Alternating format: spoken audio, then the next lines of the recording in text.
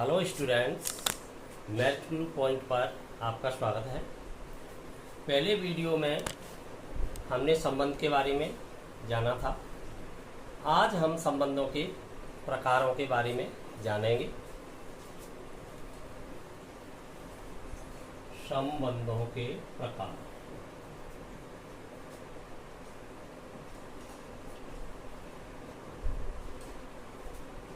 Types of relations.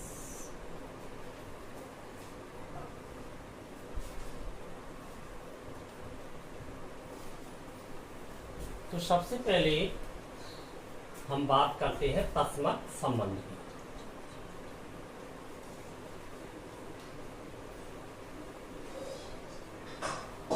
तत्समक संबंध, identity relation.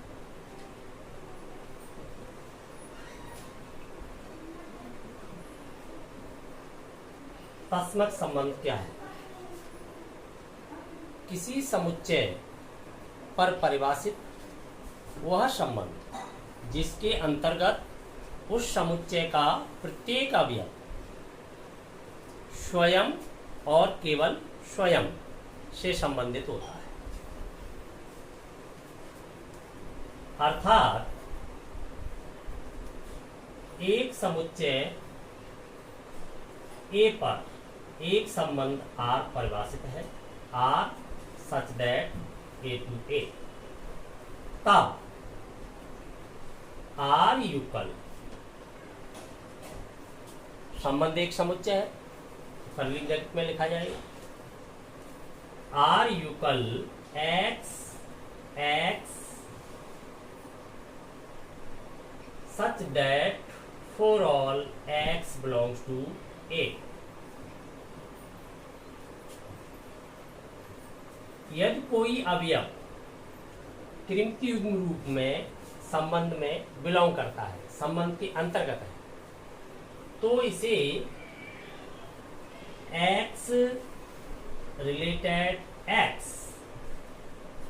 ऐसे भी लिखा जाता है, X R X। इसका मतलब होता है X बिलोंग्स टू R, अर्थात X प्रकार का अवयव संबंध के अंतर्गत है, तो इसे X R X भी लिखा जाता है। तो X रिलेटेड X से संबंधित है। For all X belongs to A, अर्थात A का प्रत्येक अवयव स्वयं और केवल स्वयं से संबंध बनाता है, तो वह संबंध समुच्चय A में तत्समक संबंध कहलाता है। A relation defined on set A such that every element is related itself only। तो इसकी परिभाषा में जाके देखते हैं।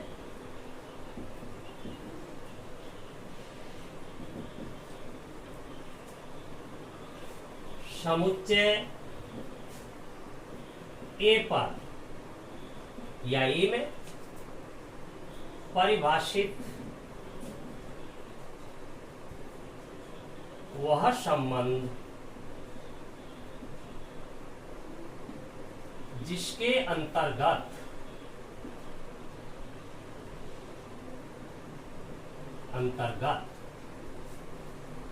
समुच्चय A का प्रत्येक अवयव स्वयं और केवल स्वयं से संबंधित होता है।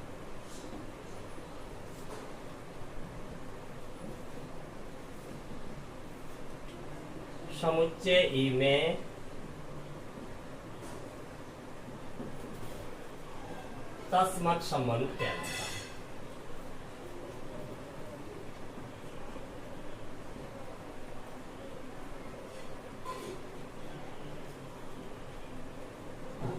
इसे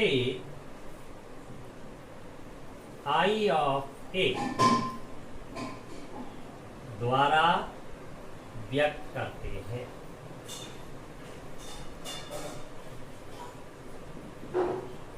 denoted by I A. Identity element, identity का फर्स्ट लेटर आई, जिसके निम्न अनुलग्न के रूप में, लोअर सफिक्स के रूप में उस समुच्चय को लिख दिया जाता है जिस पर संबंध परिभाषित है। तो इसे आई ऑफ ए द्वारा व्यक्त करते हैं। जैसे एक समुच्चय ए जिसके अंतर्गत 3 एलिमेंट है, इस पर एक संबंध आर परिभाषित करते हैं, जिसके अंतर्गत प्रत्येक अवयव स्वयं से संबंधित होता है। 1 1 2 रिलेटेड 2 एंड 3 रिलेटेड 3। तो हम यहां पर देख पा रहे हैं कि समुच्चय के अंतर्गत 3 अवयव हैं, तो संबंध के अंतर्गत भी 3 ही अवयव हैं। यहां अवयव त्रिमितीय गुण प्रकार के हैं, 1 2 और 3। तो यह कहा जा सकता है कि किसी समुच्चय पर केवल और केवल एक ही संबंध ऐसा होता है जो तस्मक संबंध है, अर्थात तस्मक संबंध किसी समुच्चय में एक अद्वितीय संबंध है, यूनिक रिलेशन है। तस्मक संबंध के बाद बात करते हैं स्वतुल्य संबंध।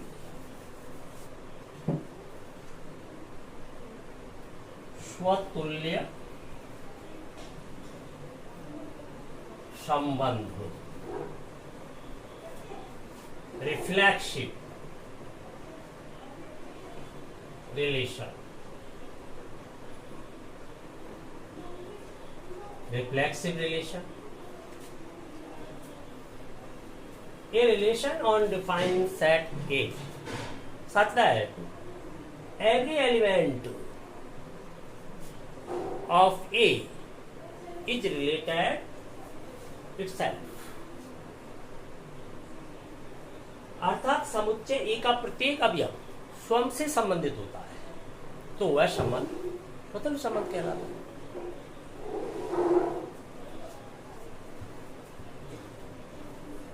Let x belongs to A। x यहाँ पर आर्बिट्रेरी कांस्टेंट है, स्वेच्छाचार है। समुच्चय A के अंतर्गत कोई अवयव है, तो for all x belongs to A implies x related x, तब x related x होना चाहिए। इसकी परिभाषा में जाके देखते हैं।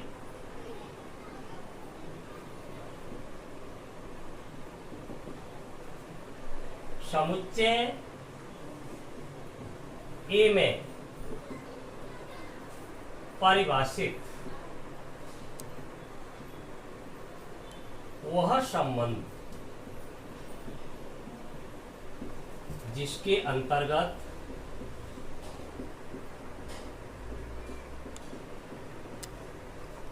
समुच्चय A का प्रत्येक अवयव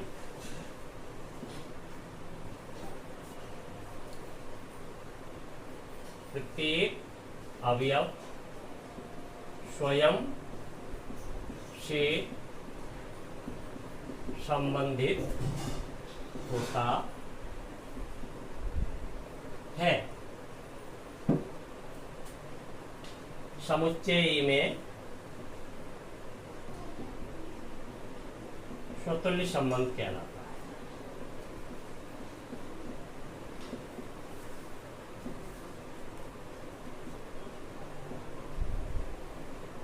स्वतुल्य संबंध, तो दोनों परिभाषाओं पर विचार करते हैं।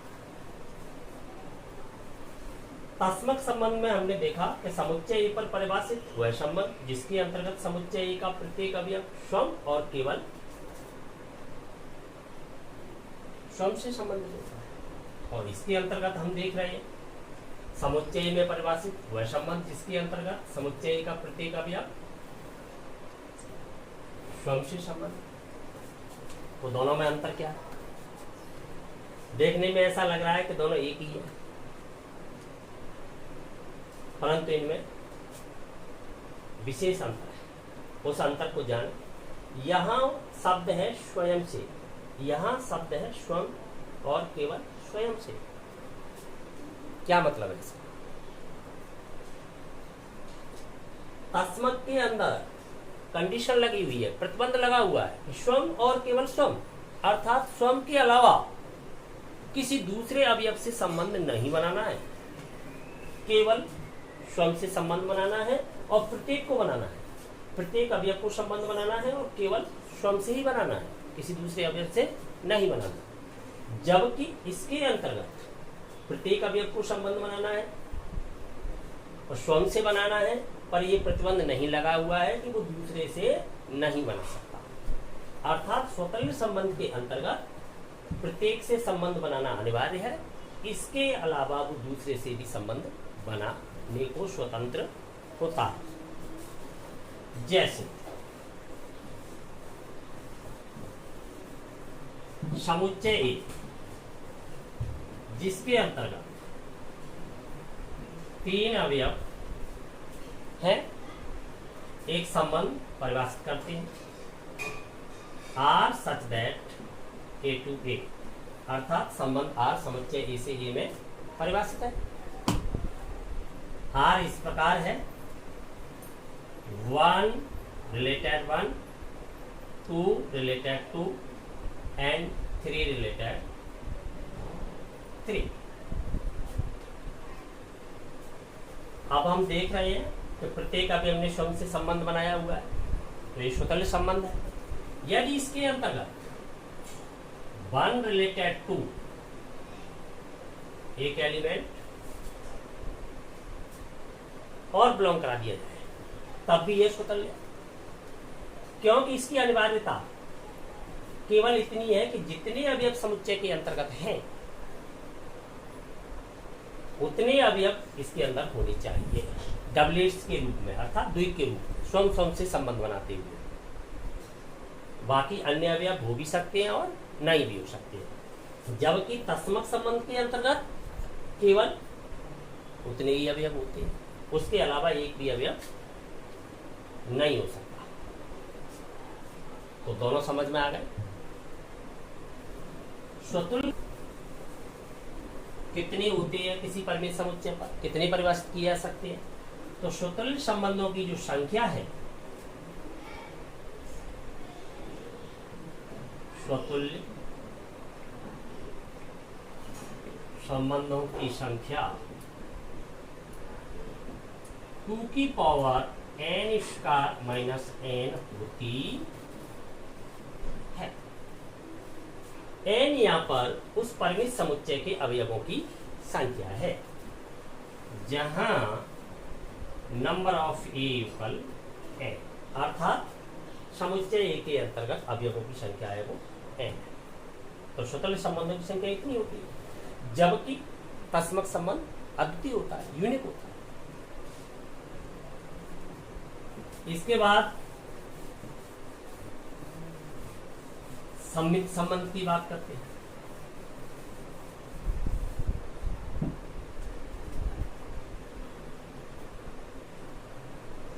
सममित संबंध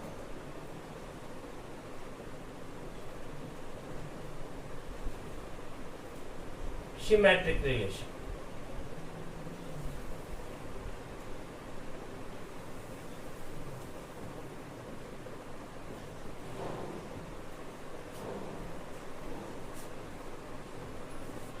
किसी समुच्चय ए में परिभाषित ऐसा संबंध जिसके अंतर्गत समुच्चय ए के कोई भी दो अवयव संबंधित हैं, तो उनका स्थान परस्पर बदला जा सकता है। अर्थात प्रत्येक x रिलेटेड y के लिए y रिलेटेड x होना आवश्यक है। यदि x related y, x y से संबंधित है, तो y related x for all x y belongs to A। अर्थात किसी समुच्चय A के कोई दो अवयव संबंध बनाते हैं तो उनका विपरीत क्रम में संबंध बनाना भी आवश्यक है।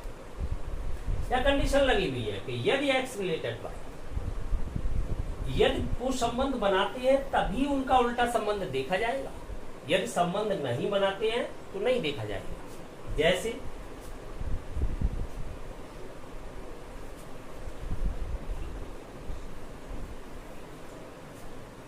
एक समुच्चय A में एक संबंध R परिभाषित है इस प्रकार की R इक्वल 1 2 2 1। एक ने दो से संबंध बनाया तो साथ ही साथ दो ने एक से संबंध बनाया, अर्थात x y से संबंधित है तो y x से संबंधित है। जबकि हम देख रहे हैं समुच्चय के अंतर्गत अवयव 3 इस संबंध में नहीं आया है, तो यहाँ ये आवश्यक नहीं है कि समुच्चय के सभी अवयव संबंध के अंतर्गत हो। यहाँ फॉर ऑल लगा हुआ है, लेकिन फॉर ऑल का मतलब ये है कि कोई भी दो, फॉर ऑल का यह मतलब सिर्फ इतना है कि कोई भी दो अवयव यदि संबंध बनाते हैं तो उनका स्थान बदला जा सकता है। x रिलेटेड y होने पर y रिलेटेड x भी होना चाहिए। जबकि स्वतुल्य के अंदर फॉर ऑल था, तस्मक के अंदर भी फॉर ऑल था, तो वहां फॉर ऑल का मतलब ये था कि उसका प्रत्येक अवयव का संबंध बनाना आवश्यक था। जबकि यहाँ कोई भी द्वित यदि संबंध बनाता है तो विपरीत क्रम में भी संबंध आवश्यक है।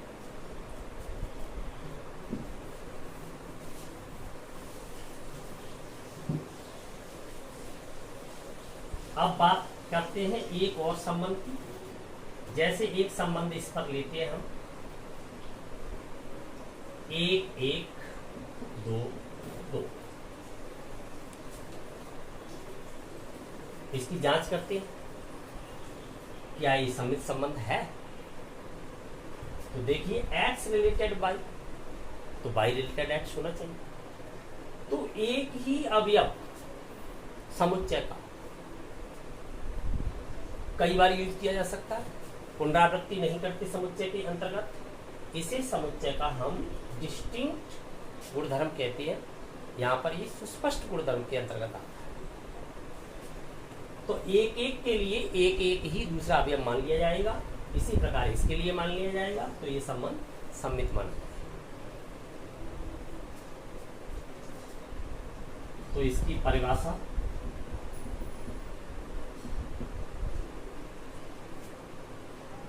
समुच्चय ए में परिभाषित वह संबंध जिसके अंतर्गत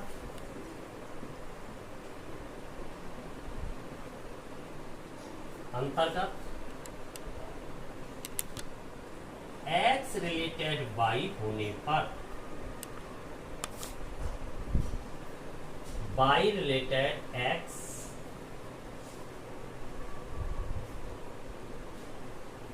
होना चाहिए। समुच्चय ए में सम्मित संबंध क्या है?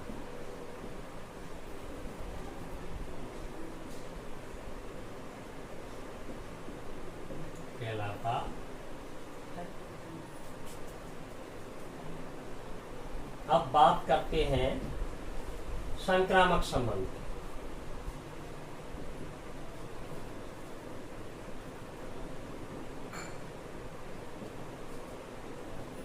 Transitive relation.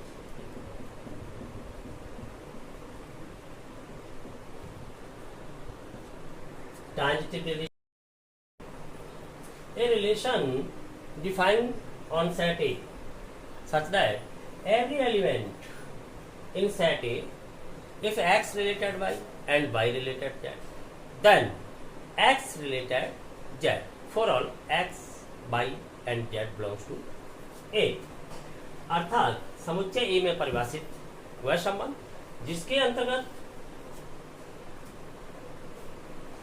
यदि x y से संबंधित है तथा y किसी z से संबंधित है तो x का z से संबंधित होना आवश्यक है। संबंध तभी संक्रामक कहलाएगा।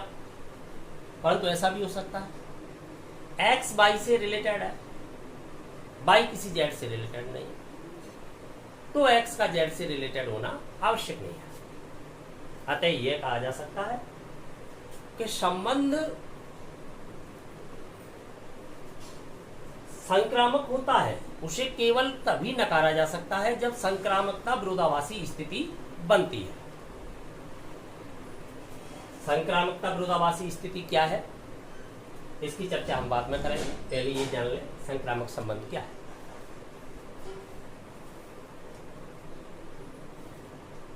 x, y and z belongs to A।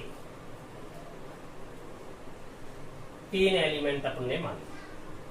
यदि x रिलेटेड y तथा y रिलेटेड z तो x related z for all x, y, z belongs to A। परिभाषा में जाते हैं।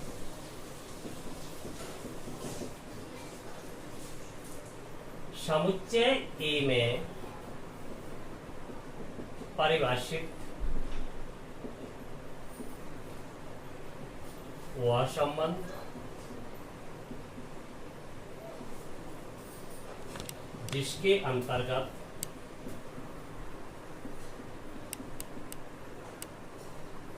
A का कोई अवयव x y से संबंधित है तथा y z से संबंधित है का x z से संबंधित होता है। समुच्चय A में संक्रामक संबंध क्या है?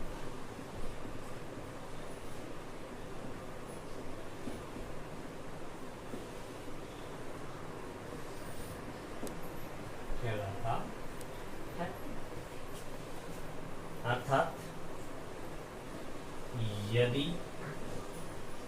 x रिलेटेड y तथा y रिलेटेड z तो x related z for all x, y, z। यदि के बाद तथा नहीं होता है तो भी संबंध संक्रामक माना जाए। जैसे एक समुच्चय जिसके अंतर्गत तीन अवयव लेते हैं, इस पर एक संबंध R परिभाषित करते हैं। R such that A to A, R equal 1 2 2 3 and 1 3। 1 related to 2 related 3, then 1 related 3। x related y related z, then x related z। तो संबंध ये में संक्रामक है। एक और संबंध परिभाषित करते हैं। R equal 1 2। ए भी ए में एक संबंध।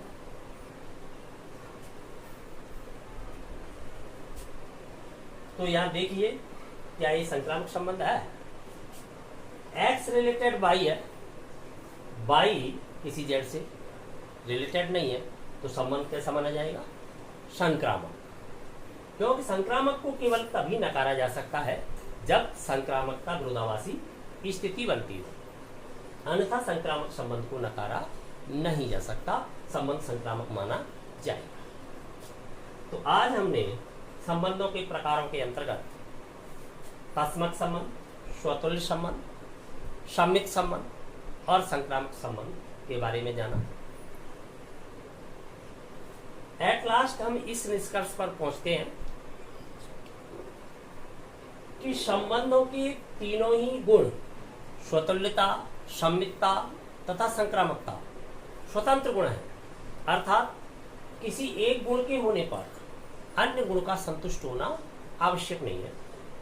जिस संबंध में स्वतुल्यता का गुण पाया जाए वो स्वतुल्य हो जाता है, जिसमें सम्मितता का गुण पाया जाए वो सम्मित हो जाता है, जिसमें संक्रामकता का गुण पाया जाए वो संक्रामक हो जाता है। किसी एक गुण के संतुष्ट होने पर अन्य गुण का संतुष्ट होना आवश्यक नहीं। कोई संबंध स्वतुल्य हो सकता है, सम्मित संक्रामक नहीं हो, सम्मित हो सकता है, स्वतुल्य संक्रामक नहीं हो, संक्रामक होने पर स्वतुल्य सम्मित होना आवश्यक नहीं है। आज के लिए इतना ही। अगले वीडियो में हम संबंधों के अन्य प्रकारों के बारे में बात करेंगे।